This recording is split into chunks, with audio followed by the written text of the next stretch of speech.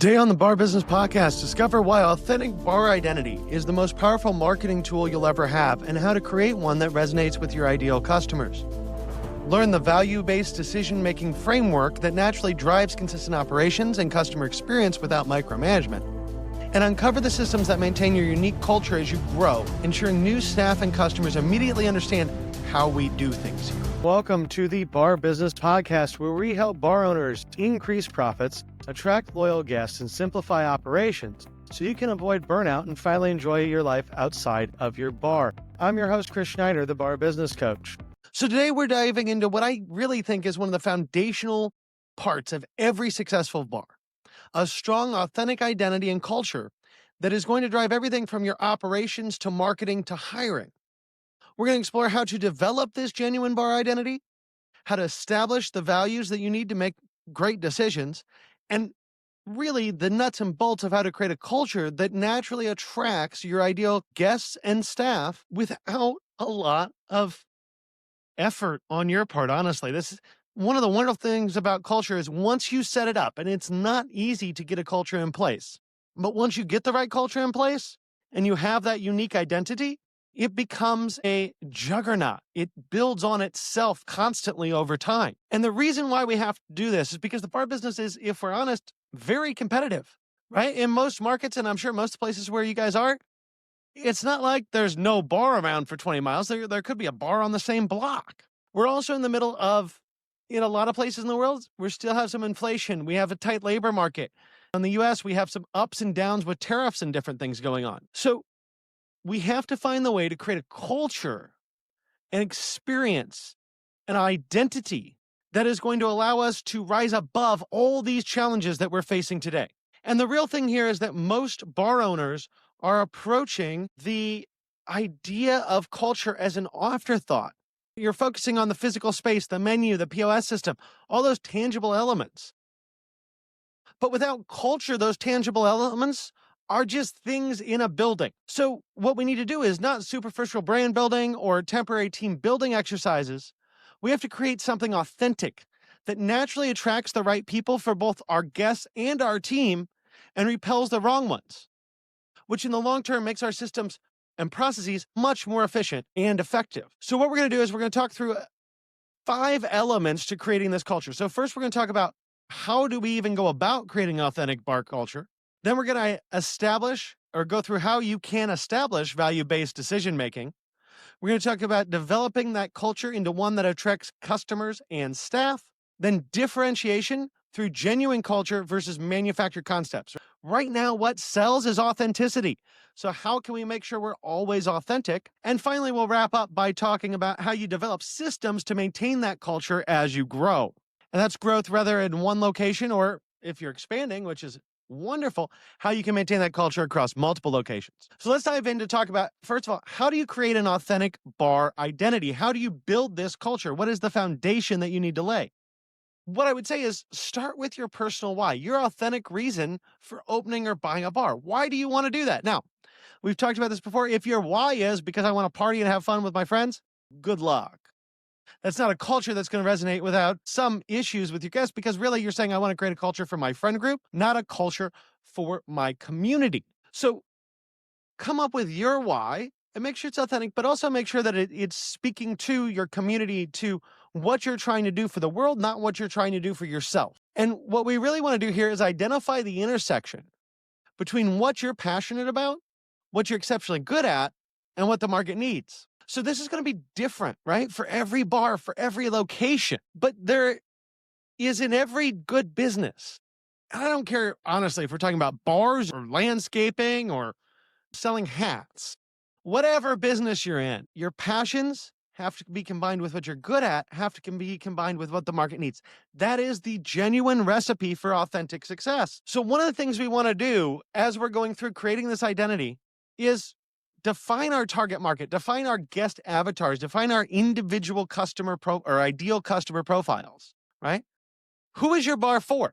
Now, a lot of people, if I say, who is your bar for? They'll say, well, it's for everybody. Well, let's be honest, you own a bar. It's not for everyone. It's not for people that don't drink, and it's not for children. Children don't drink. So just by having a bar rather than a restaurant, you've already started to define who your business is for and who it's not for. But we can get even more specific, right?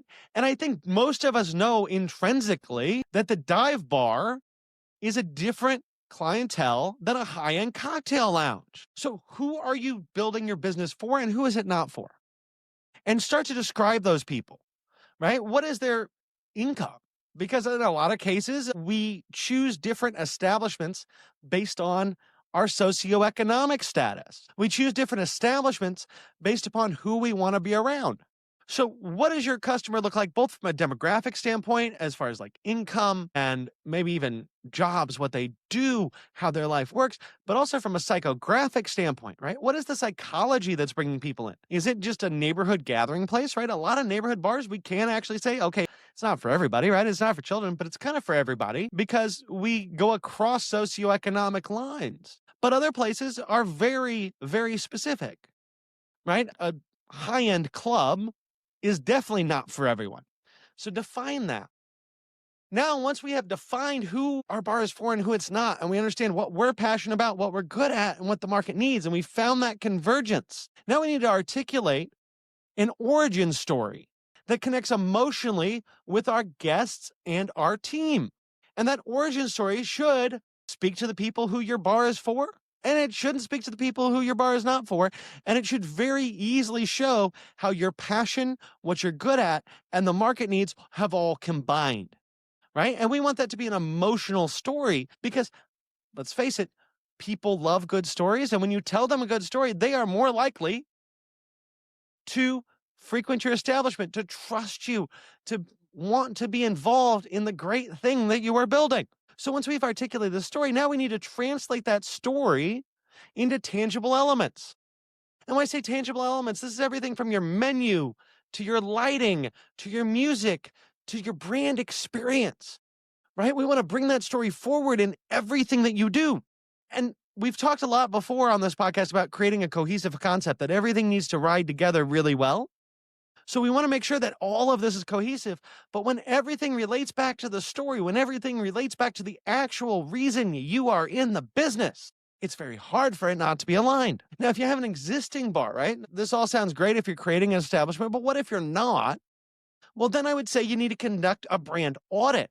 Identify the disconnects between what you intend to be in your identity and how people actually view you.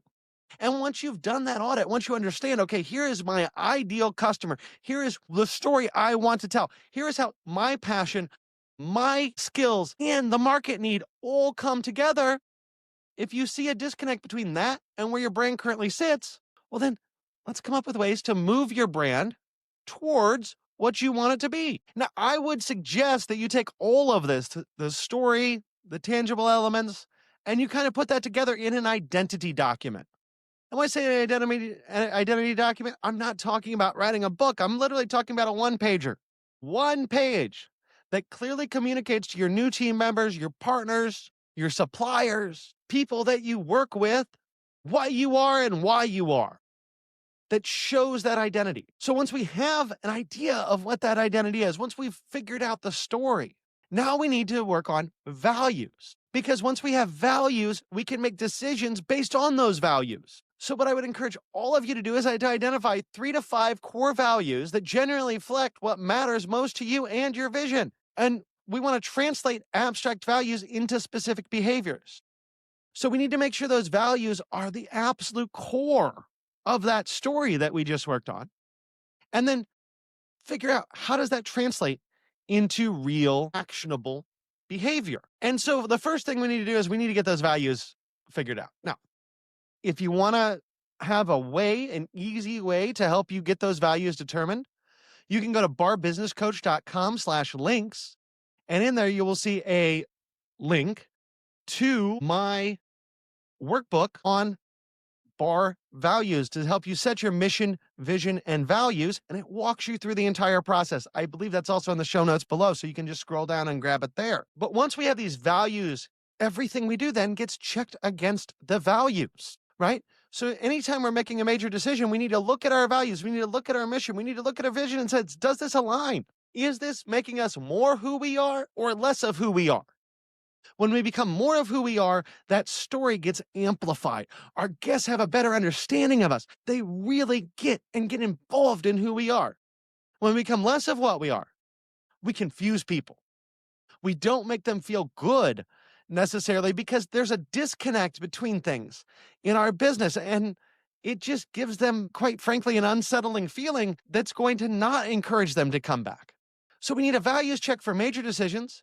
We also need values to look at our values when we make small decisions. So every choice we make should be filtered through our values, and that especially is true when it comes to team management.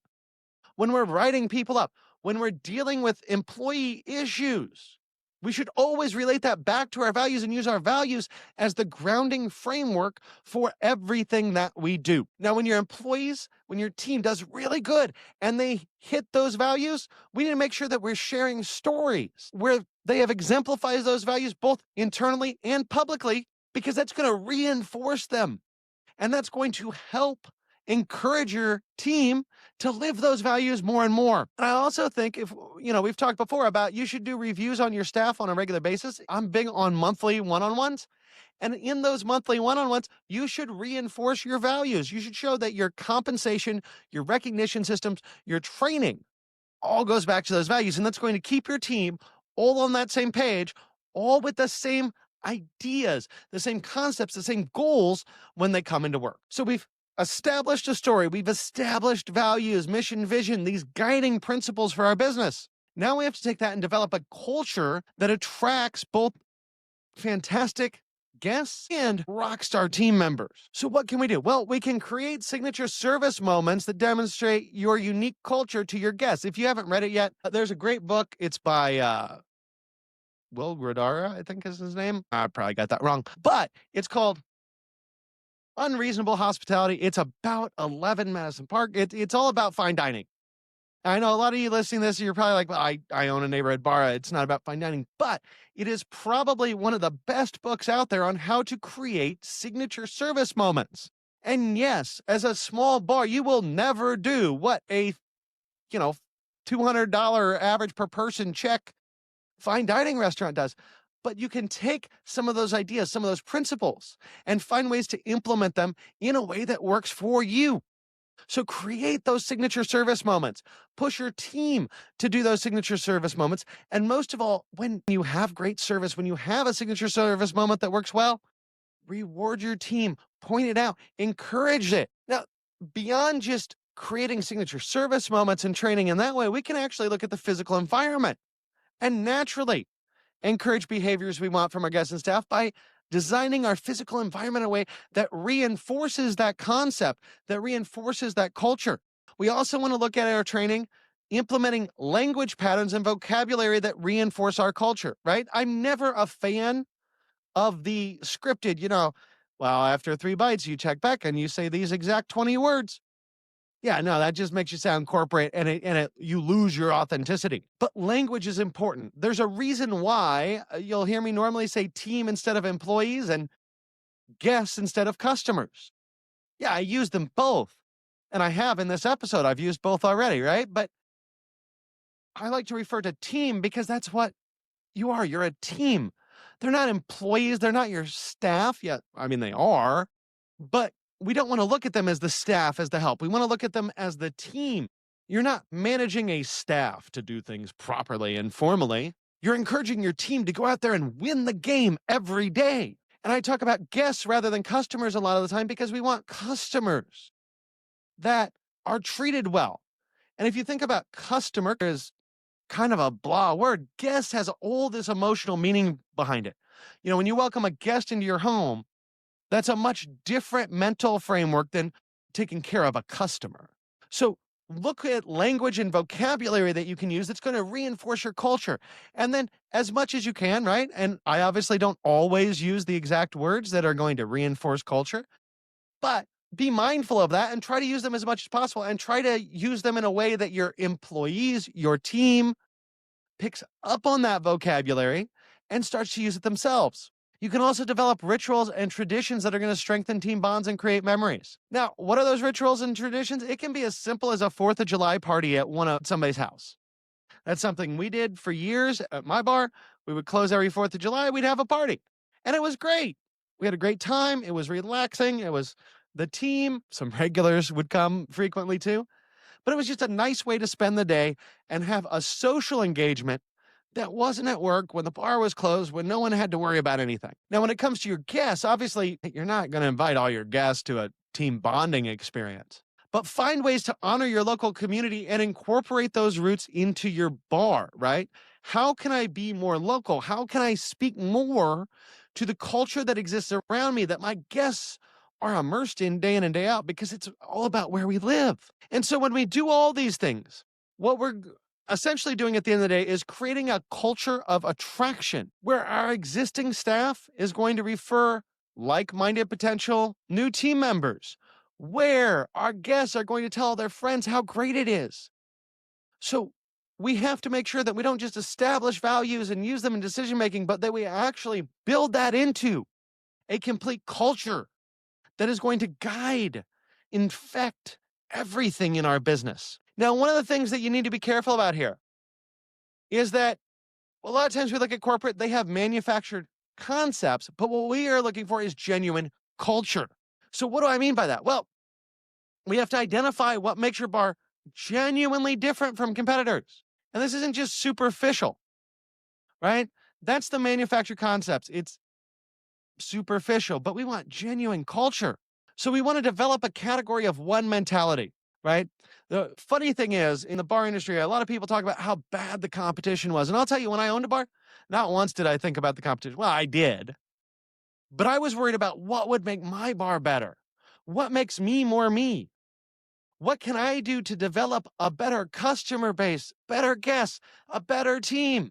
And that wasn't based upon what other people would do, but it allowed us to create a culture that wasn't duplicatable by our competitors because we had the mentality that we are the one bar that does things our way.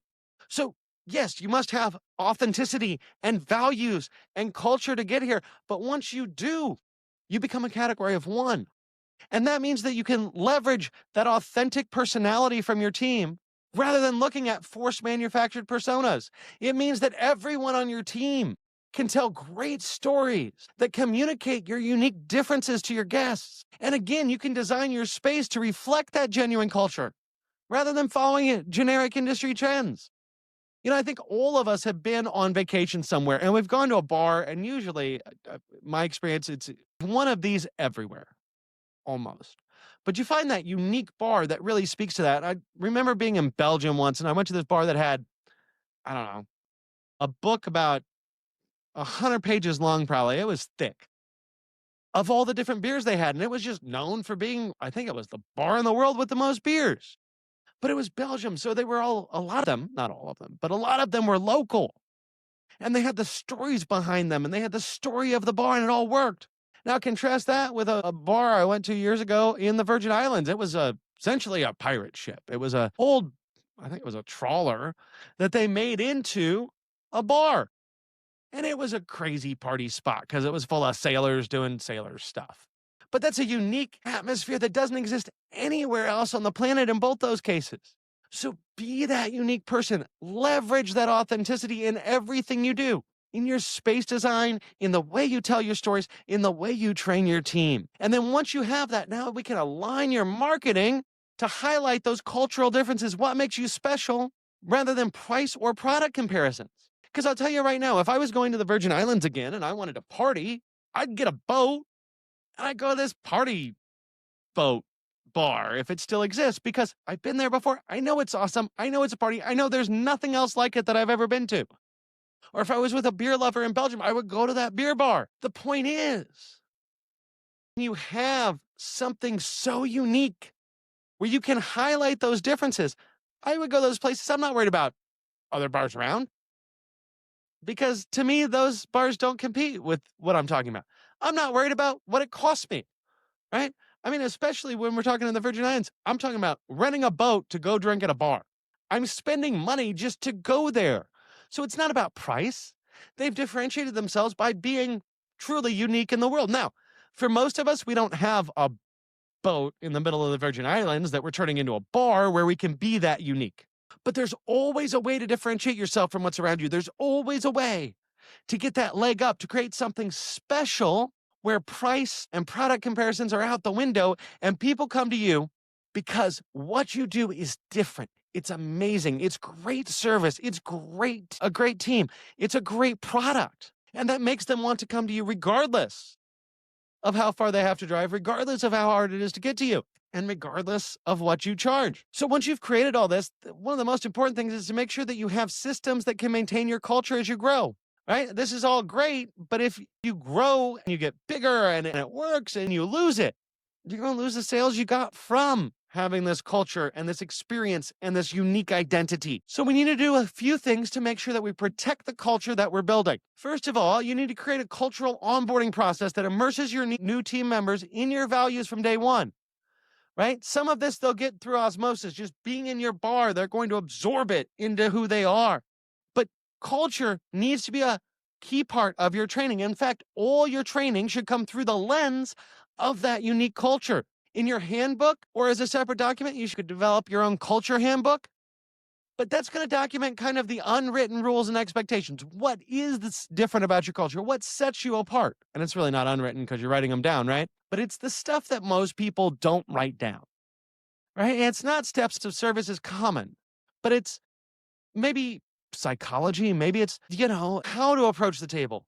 Maybe it's how we interact with our guests. What kind of atmosphere do we want to give? How do we project that?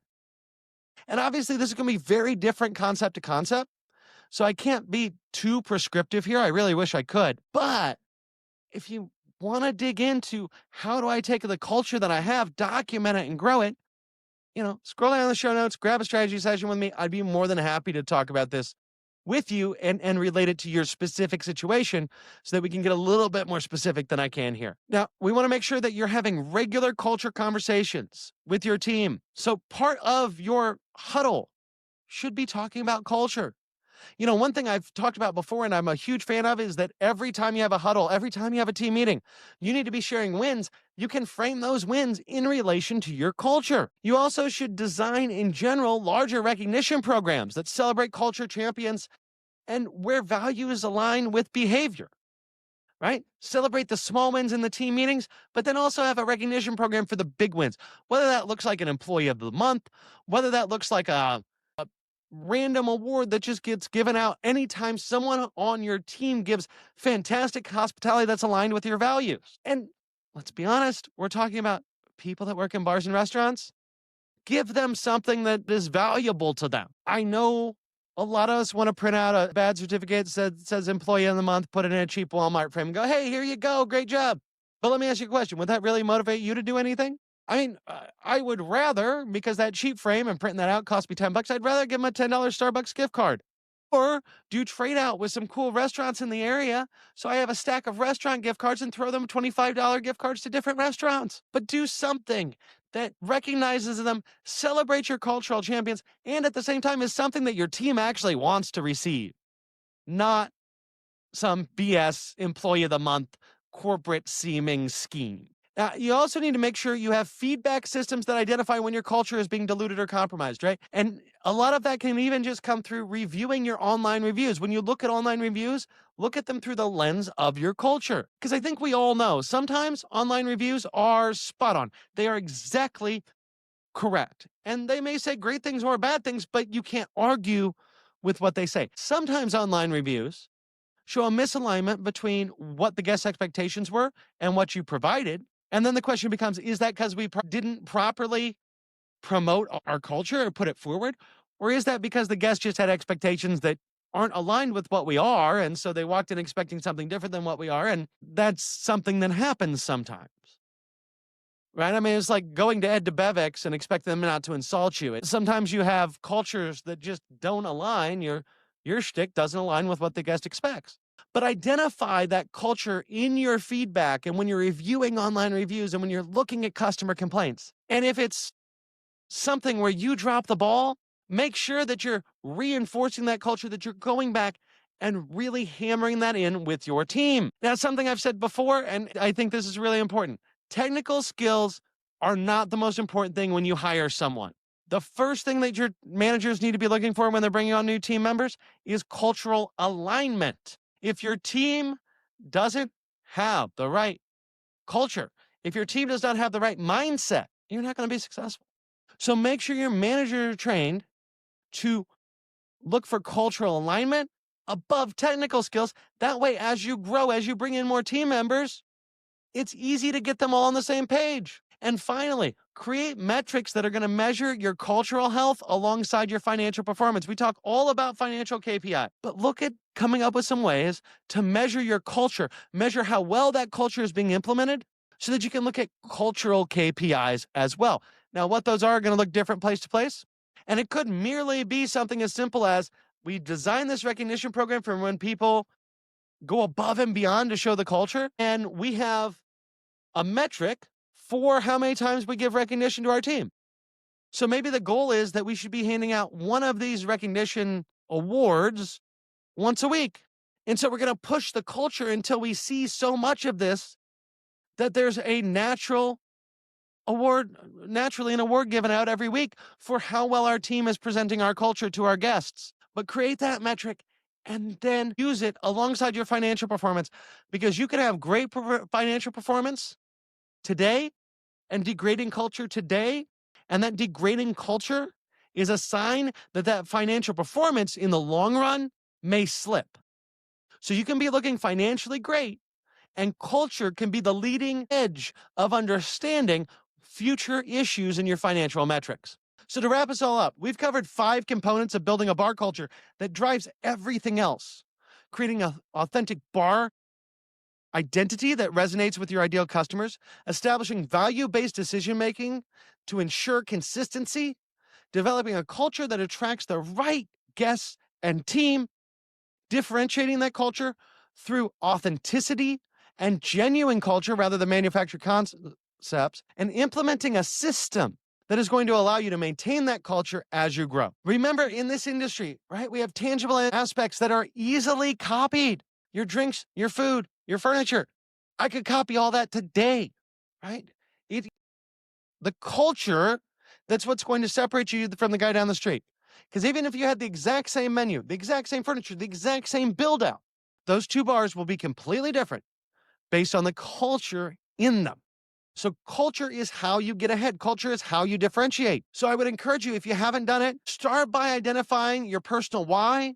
Go down in the show notes, grab that free workbook on mission, vision, and values. Build out your mission, vision, and values, and then use those to guide your team, guide your business moving forward. That about wraps it up for today. If you enjoyed today's insights, make sure you like, subscribe, and leave a review. If you are ready to take your bar to the next level, schedule a strategy session with me by clicking the link in the show notes below. Until next time, have a great day, and we will talk again later.